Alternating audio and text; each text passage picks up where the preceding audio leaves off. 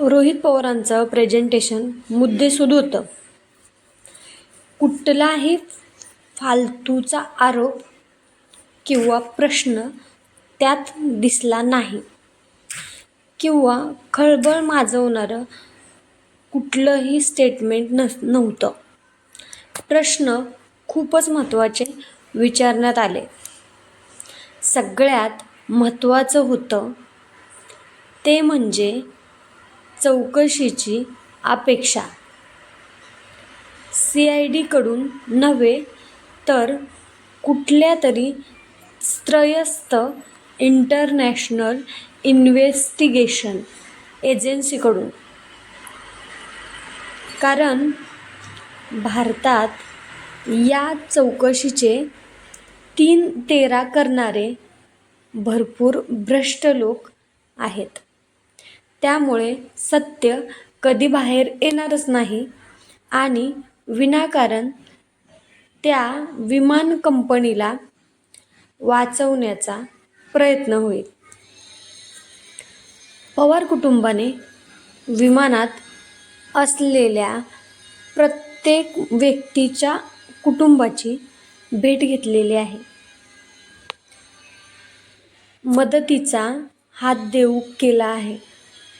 मुख्य पायलट सुमित कपूर यांना सोडून. याचाच अर्थ त्यांचा इशारा मुख्य वैमानिकाकडे आहे. आज तसे मुद्देही मांडण्यात आले. यावर सुमित कपूर यांच्या कुटुंबीयांकडून आक्षेप घेतला जाऊ शकतो. पण पवार कुटुंबालाही प्रश्न विचारण्याचा अधिकार आहेच. कारण त्यांनीही त्यांचा घरचा माणूस गमावलाय. निदान कोणीतरी पुढे येऊन स्पष्ट प्रश्न विचारतोय हे पाहून बरं वाटलं.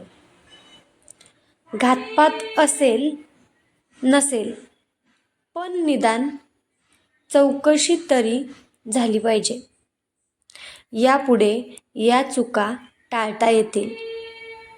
एक सक्षम व्यवस्था बनेल.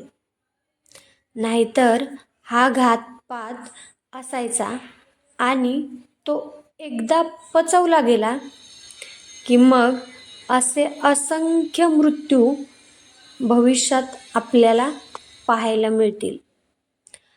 अपघाताच्या नावाखाली ते पचवले जातील, रिचवले पण जातील. यातून सत्ताधारीही सुटणार नाहीत आणि विरोधकही. कारण प्रत्येकाचेच हात दगडाखाली आहेत. वेळ आला की कार्यक्रम होत राहतील. वेळ आला की कार्यक्रम होत राहतील. हेच टाळण्यासाठी कोणीतरी बोलण्याची गरज आहे. आज रोहित पवारांनी पुढाकार घेतला. पण ही मागणी लावून धरली पाहिजे तरच याचा उपयोग आहे.